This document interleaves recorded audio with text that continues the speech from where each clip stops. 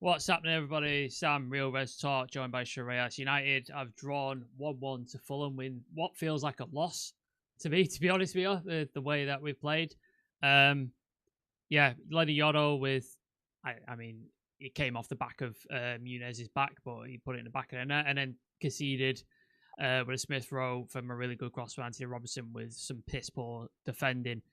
We'll get into individuals and like sort of specific moments in a minute, Shreyas. But yeah, overall thoughts on that game, because I'm pretty angry, to be honest with you. Yeah, I'm very angry, and I still think, honestly, if anyone looks at the game again, they would actually think that we got away with it at the end. We could have lost that game the way it was going, and the lack of quality that we have on the bench when it comes to the midfield is quite alarming, because it just still it feels like if it's not Casemiro and Bruno in that midfield cannot work all together.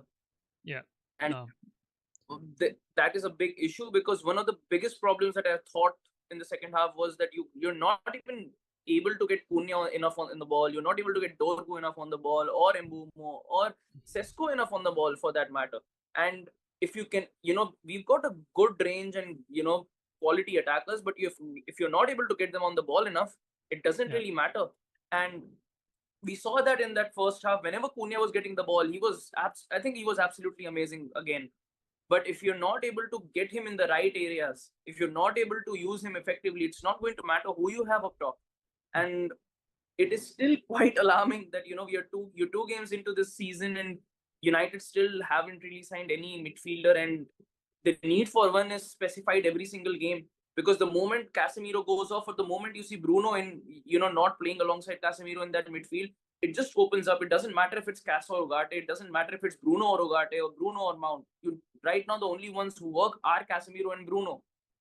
And we all know Casemiro cannot play the entire 90. He is going to come off at some point. So if Menu isn't the answer, Ugarte is clearly not the answer, then I would say, the only answer is going to the market and sign a midfielder. And if Taylor is still available and that release clause is still active, pay that 35 to 40 million, get him in before anyone else swoops him up. I agree. A couple of thoughts I wanted to touch on throughout the show, so make sure you guys are in the comments are getting your thoughts in. Lenny Yotto, Mateus de Ligt, again, our best players. I thought they're the only guys in the team I look at and go, they look pretty good. Mbumo looked quiet for the most part. I mean, he had the corner that the Lenny Yotto goal, but he was really, really quiet. I think Cunha looked really bright in the first 15 minutes, but then he sort of faded towards the end. Like, just I think the first half he was still okay. The second half, I just couldn't see him on the ball at all. No. Bruno, Jesus Christ, we'll get into him because he had an absolute nightmare of a game. Substitutions, I thought there was the wrong substitutions. I thought he made the wrong choices from Amrin there. Needs to be braver. And then Altay Bayinde, we saw the best and worst of Altay Bayinde, so we'll get into him as well. Let's touch on Cunha first, because I think that we started at a bolt. The first 10 minutes, we were like getting at it. Cunha was getting on the ball. He had 2 early chances, hit the post, put one over, was getting on the ball a lot. There was a lot of sort of really exciting, enjoyable things in the first 10 minutes. And then Fulham got sort of back into the game. We weren't all over the place, but they got a little bit back into the game. What were your thoughts on that first half? Were you still sort of confident we could get a goal from that? I think in that first half, I still thought that we were the better team in totality. You could still say we were the better team. Yes, Fulham grew into the game as the half proceeded, but the thing was, I could still see us being able to move into that final third of Fulham on a regular basis throughout that first half. But again, the alarming thing for me again was just the quality drop off. The moment you see just 1 or 2 players move out from this team. Like, honestly, just 1 or 2 players go out of this team, especially that midfield, and it completely falls apart.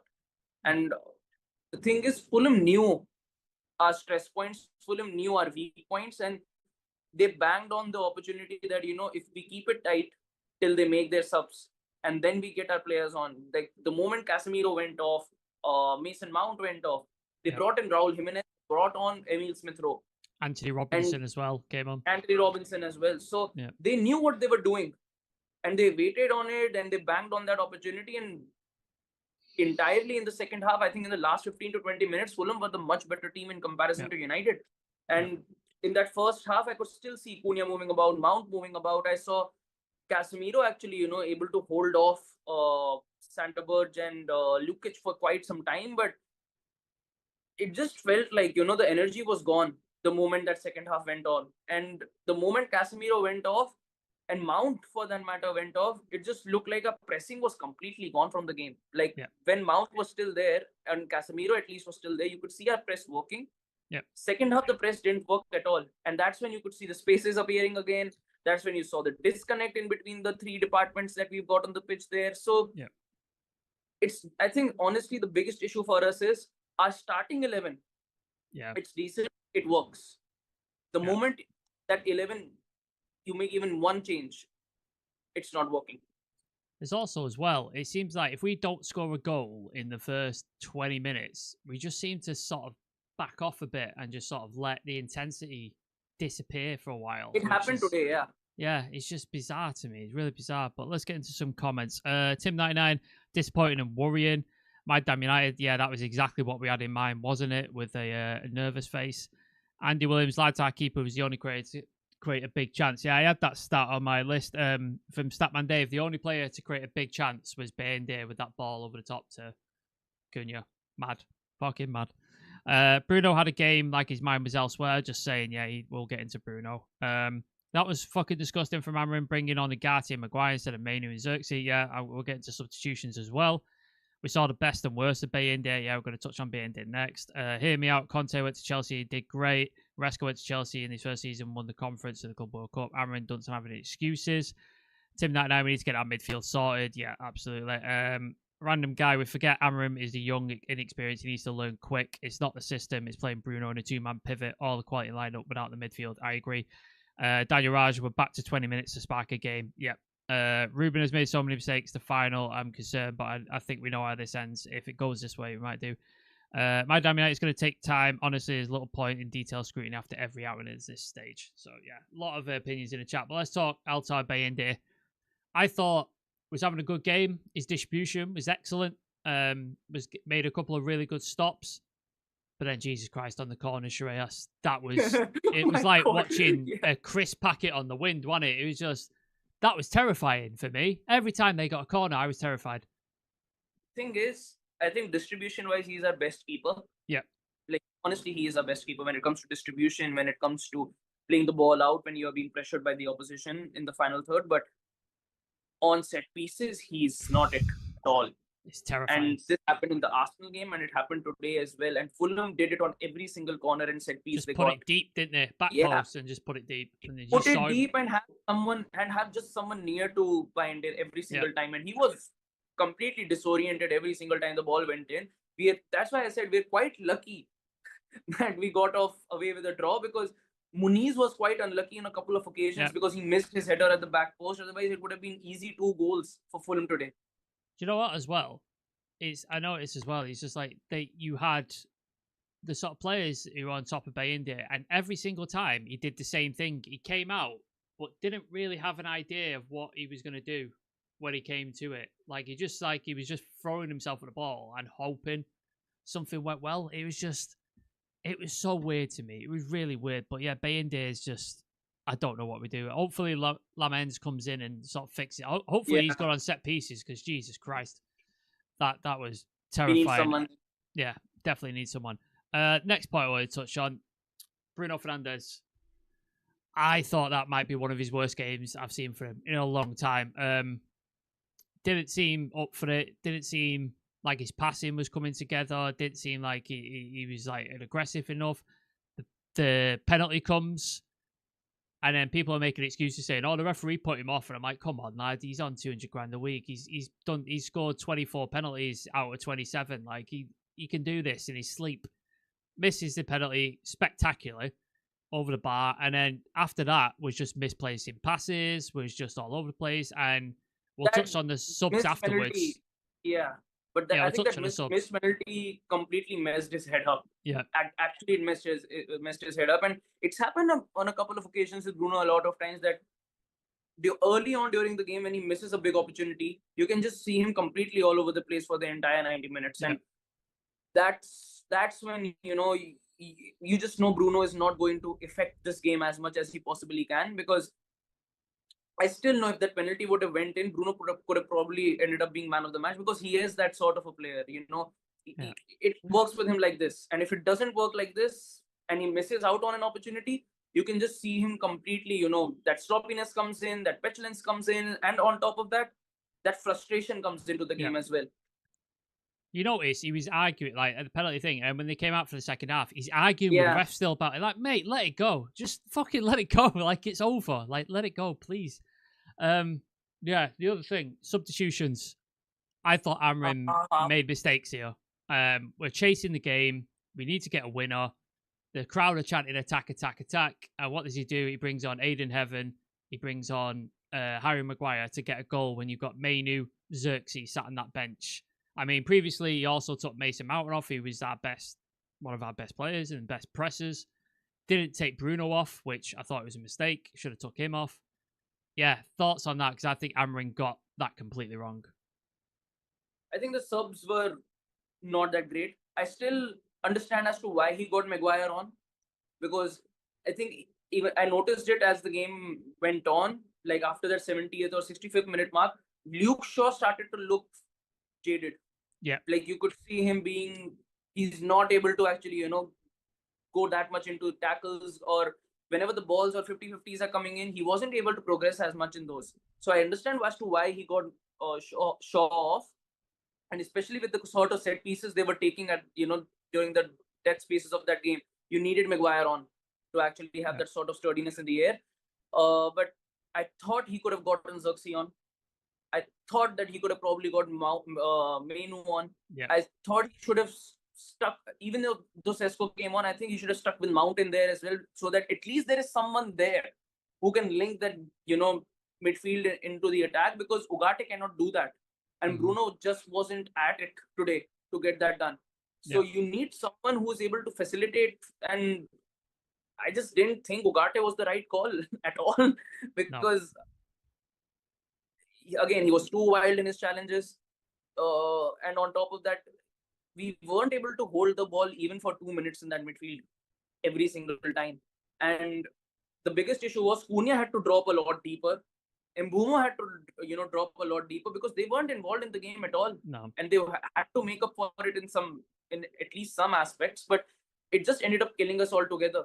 And one of the worst things was we had Sesko on, but there was absolutely no crosses into the box. Quiet. Nothing. I thought as well, Dallo, mistake. He came on and just looked like an absolute shit show. Was responsible for the goal as well. We know it. We've seen it, and we know what to expect from him. And I think the only reason he actually got him on was to get some energy on the pitch, because that's what he brings. But I think if we stayed with Ahmad, we would have been better off, because we needed some sort of attacking edge. We needed someone who can actually, turn this game around, take the pressure on his shoulders and go ahead. And Dallo is not that guy. No. We said as well, didn't we, like, before the season started, last year we won against big teams like City and stuff like that. But then these, I'm sorry to say, to Fulham, smaller teams, we struggled. And to me, that looked like the United of last season. Like watching that was like watching last season. Very reminiscent. So it's really worrying watching that performance again from like last season. So let's get into some comments. These keeper on crosses, Bruno being elsewhere, missing a pen, things keep unsettled the play as much as it does us. Chivy, shout out to Chivy. Changes completely screwed us. I'll let him off today, but he has to learn for this. Yeah, that's key. If Amrin doesn't learn for this, it's going to be a long season, and we know where that goes. He ends up getting sacked. ME, thing with Fulham, past 12 years have been close games. Last 18 games have been won by 1 goal. Bruno will get sold. Believer and Maine is the 2 centre midfielders. I hope so. Ugarte came on because Mount and Bruno got exposed for 20 minutes. Yeah, I agree. But then what happens? Ugarte comes on, gives the ball away, is not great when he's on the ball. Like I just don't think he's the option. To be fair to Fulham, are the last team in the Prem to beat Liverpool. Yeah, they are. But with that team, we should absolutely be doing them. We should be beating them. What part selling Bruno did you not understand, bro? I don't know. I think he's talking to somebody else. Dan Raj, we changed the attack from wing to attacking from the middle. Yeah, there was a lot of changes I just weren't happy with at all in that game. We've got Grimsby in midweek in the Carabao Cup. That's probably looking like the only sort of team we could probably beat at the way we're playing at this sort of level. We then got, I think, is it Burnley after that? I'll just check one moment. Yeah, like I think it's Burnley, which with a performance like that, I think Burnley could give us some absolute trouble. It's Burnley, and then we have City. Yeah, like we'll probably play well against City, though. We'll probably play well against City. Them. Like honestly. Yeah, I know we'll lose against Burnley. Like it's just the way we play. James McGrogan, gotta be the first out the door. He might well be. Burnley, yes, probably going to lose to Grimsby. It wouldn't surprise me at all. It wouldn't surprise me. We've got 8 days left of the transfer window, Shreyas. Lamens is all but done, it seems like. He did play for Antwerp today, so it seems like that's going to get wrapped up. Does a midfielder come in before the end of the window? Please. I know we need one, but does one come in before the end of the window? We have to. Like, one has to come in. I don't know who, but one will definitely be coming in, because if Ineos see these games, they understand as to why we aren't able to go the extra mile in these games. And I don't even know, but Casemiro won't even start the entire 38 games of this season. He might start 24, 25, but he doesn't have it in his legs anymore that he can start for us consistently for 38. And if Ugarte is going to be starting, you're already starting that game at a disadvantage because he isn't consistent enough at all. And especially, the type of qualities and the type of pressure, and on top of that, work rate that you need in that midfield, he just doesn't have it at all. So you need a midfielder, whether it's Angelo Stiller, whether it's Agume, whether it's somehow if you're able to get Baliba in, I don't know. But you definitely need a midfielder in, because the thing is, people still have it in their minds that you get Baliba and you put Meno beside him and the problem is solved. It is not solved. No, definitely not. Like, honestly, it is not. Even if we get Baliba in, you need to create that sort of an atmosphere where, you are able to get Baliba, Casemiro and Bruno and somehow able to tune it out. There is still a lot of work to be done, because it is a very volatile position in this structure. And you demand absolute perfection in that position, because if that two double pivot doesn't work, the entire system falls apart. And that is actually what we saw today. Yeah, that we just had zero control in that midfield. Just zero control. Like, when your midfield is getting dominated by like Sander Berge and people like that, like, come on, like, this is ridiculous at this point. So yeah, I think we need midfielder. I'd say two, but that's not going to happen. Confidence is really, really low as well. Like, the confidence just seems to be absolutely battered already. But yeah, I think, again, we didn't create enough chances as well. Like, I was looking at it going, we created those chances early on with Cunha, but after that, I don't really remember creating a chance. Like, I really don't remember creating a chance. Which, it was a shut-off. Like, honestly, after that, it was a shut-off pretty much for both sides. Yeah. Again, I was still quite happy defensively. I think Euro was fantastic again today. I think De Ligt was fabulous again today as well. Both of these guys, hats off to them for their performances. Again, Cunha looked absolutely impressive once again. I think Dorgu looked quite bright as well for most of this game. Defensively, Dorgu looked quite all right as well. So, look, there are positives that you can take from it, but the biggest issue that we still got is that midfield. And Ineos have got a really big job on their hands, because, like you mentioned, there are only 8 days left in this window. There's still the Lemons deal that is hanging. There is still a midfielder that you need to get in, and there is still the biggest issue of them all, that you need to get a certain amount of outgoings there. Garnacho needs to move. Sancho needs to move. Anthony needs to move. So there are big problematic areas, and I'm not sure who they'll end up actually getting in this system, in this midfield. And again, even if right now we sign a midfielder, it wouldn't mean that they would start the immediate next game. No, it's just, I can't. We always said that in one window we're not going to fix everything, but it just seems like we neglected that midfield position like completely all summer, and now we're realizing, oh yeah, we need to fix this. When I've been saying it since the end of last season, like, a midfield, every single one of us, and it's just, it's worrying. I think as well, Amrim needs to. I'll back the manager to the end of the day. Like, I'm never one for a manager getting out, but I think Amorim needs to show a bit more flexibility as well when it comes to adapting things towards the end, because those changes he made did not work. They went defensively, and I just don't understand why he made those changes, but we'll see. Let's read out some final comments. If guys have got any questions before we go, we'll wrap up with those. Dan's put something in, I assume in Hindi, Shreyas, but I can't read it, so. Yeah. Just asking when will the glory days come back. Okay. I don't know, Dan. Apologies. I don't know. Johnny Hill, I need Amorim's sack decision making. It's pathetic. Our midfield gets demolished every time. Yeah, I agree.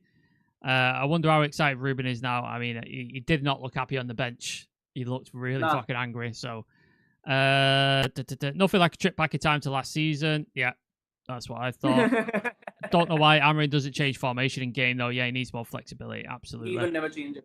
If we're getting exposed and change, I'd rather have Daishin. I mean, that's a bit far, Emmy. Like, come on. Yeah. Like, we're not that bad. Like, let's give it a rest.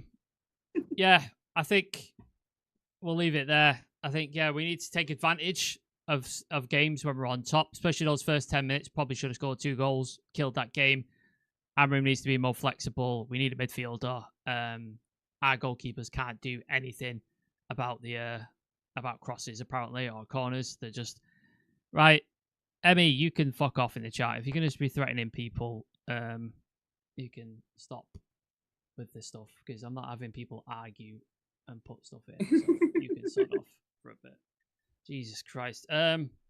We can't keep sacking managers, so I won't think again, especially when they've spent money on him. Yeah, I think they'll back him for now, because they've put players in him, so they're going to give him some time.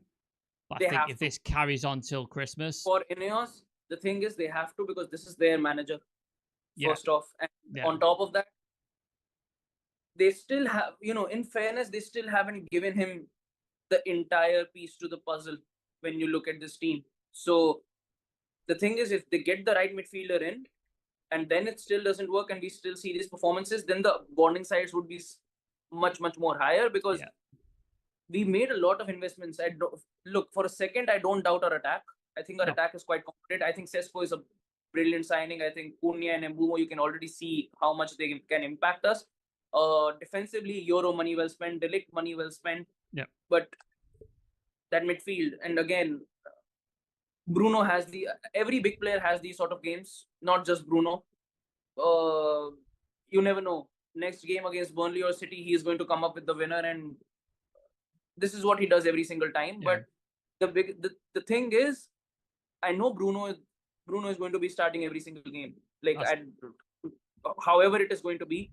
But if you're going to be starting Bruno every single game, you need to give him the right partner to play alongside with, whether it's Casemiro or at least whether it's Baliba, whether it's anyone. But you need to pair him up with the right guy, because you cannot go into at least these sort of games against Fulham, your Palace, your Bournemouth, and drop points every single time when you actually start the game off so brightly.